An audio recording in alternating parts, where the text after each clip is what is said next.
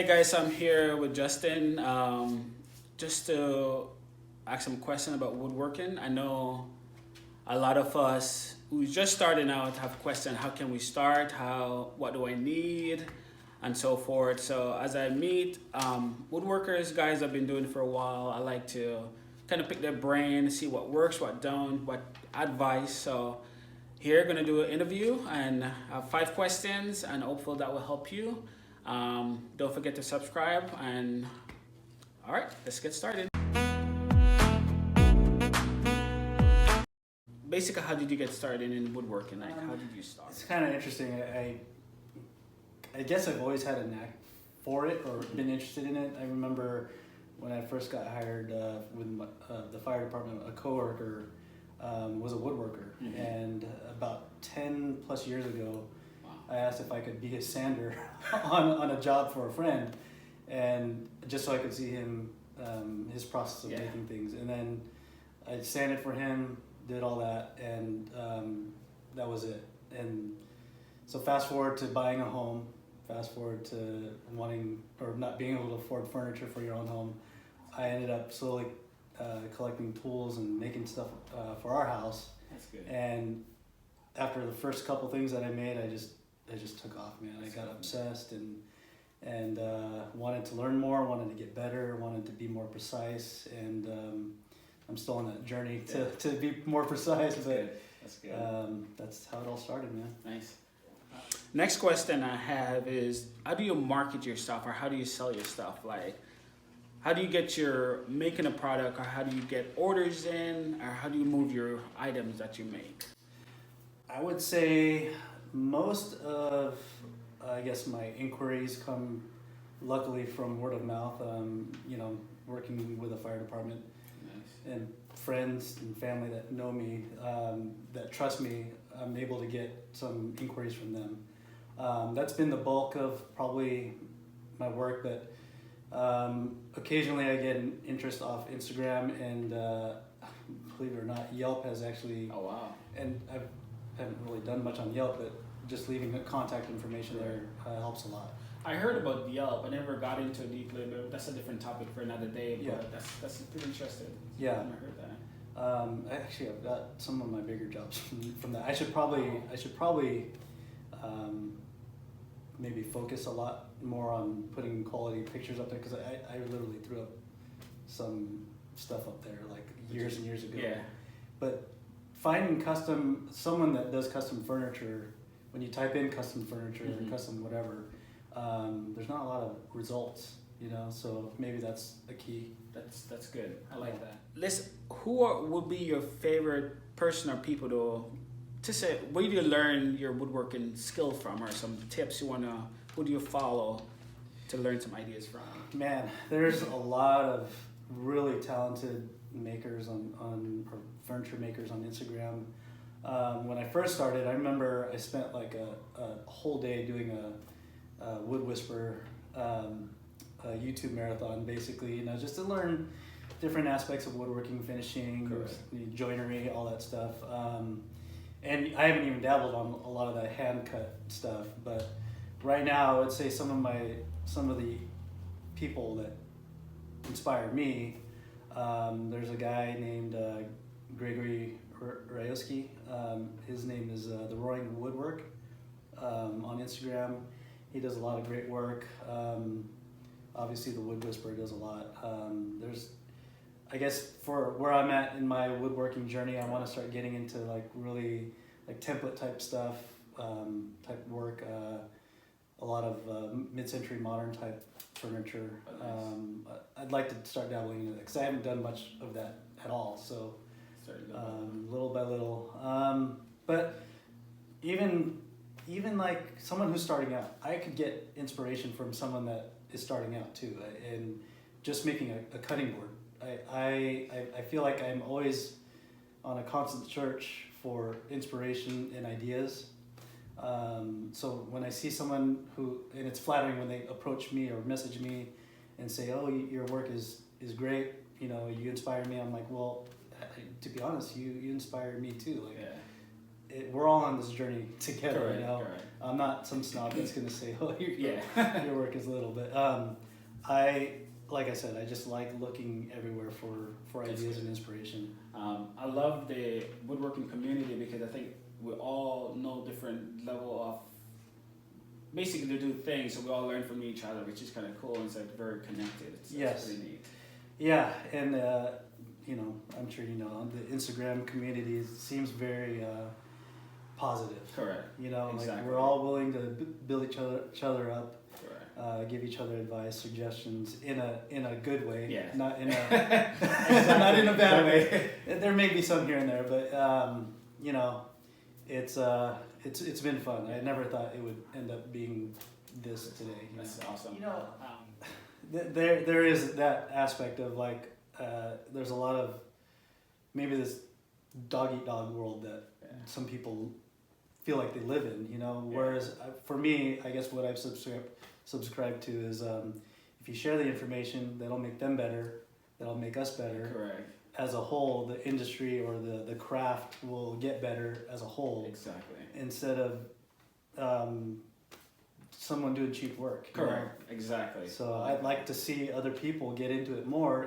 In the long run, it'll help the woodworking industry Correct. even that much. And that's one of the things I want to do this video is people like me who's like learning a lot more, people who want to get started, is just to encourage them. Like, you know what, you have a community of people who can help you. I can reach out to other people and they tell me, hey, do this or don't do this, or watch their videos and how to do things. A lot of people forget where they started, you know?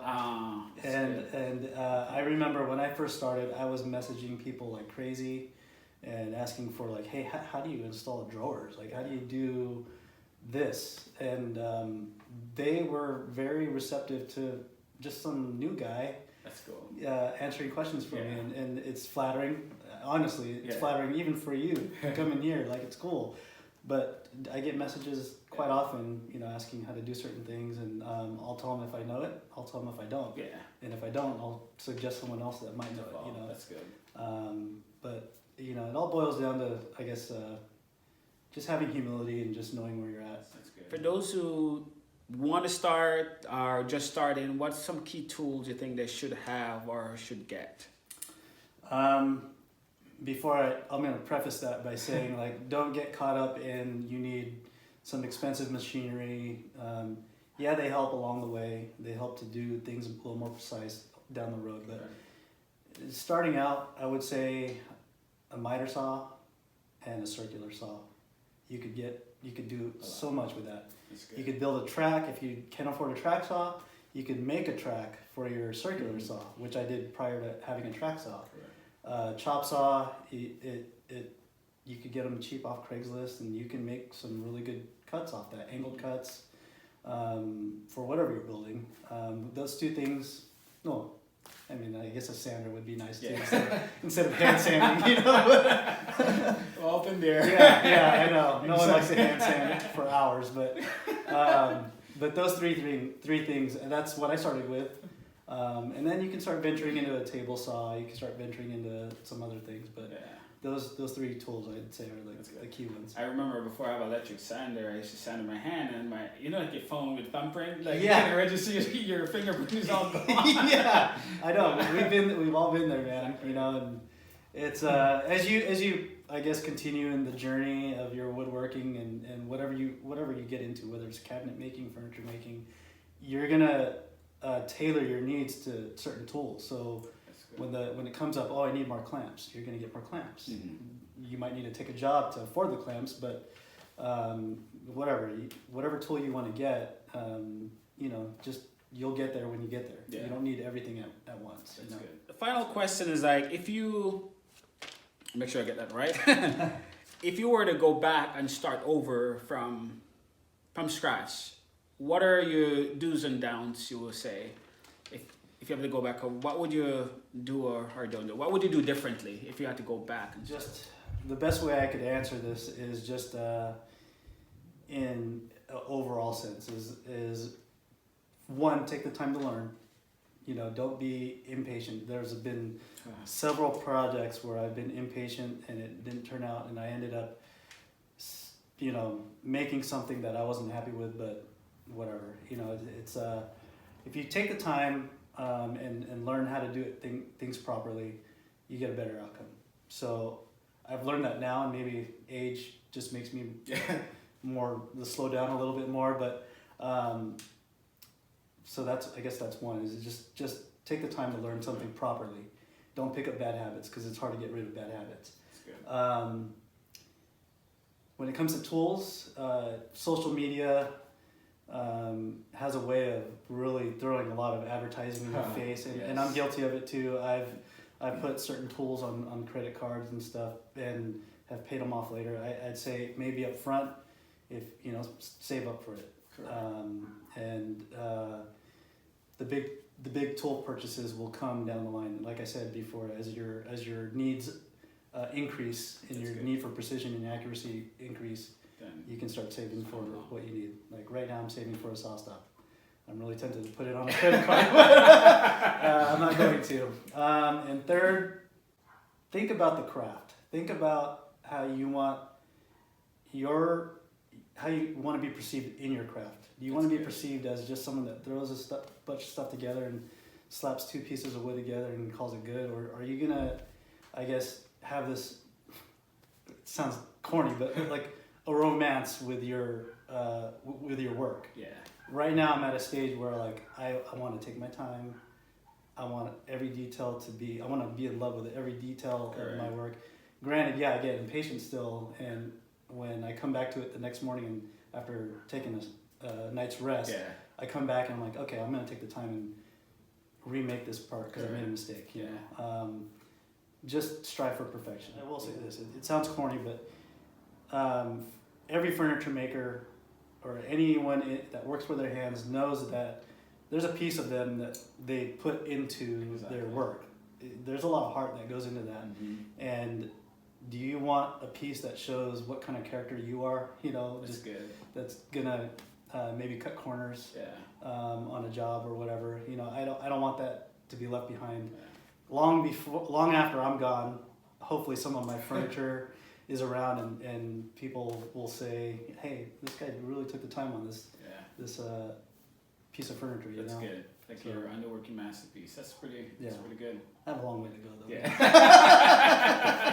But it's good. Yeah. It's good. I mean, how many times do you look for, hey, do you know a guy? And someone will say, yeah, this guy's honest. He's upfront with you. He'll let you know the pricing up front, let you know if you could do it or not. Correct. And whereas a lot of people in the dog-eat-dog world will take on every job they possibly can for that almighty dollar, you know, and that's not what it's about. Exactly. And, you know, it's just, I guess in life in general, be a good person, take care of people, and you'll get taken care of back. That's awesome. So. And also referral, like when you do something a good job and the client love that piece you make, they will refer you to other people, and therefore you will get more business that way too. Absolutely. So, awesome. That helpful lot. 5 questions, simple, easy, and I like it. I appreciate it. All right. Justin. Well, thanks, Omar. All right.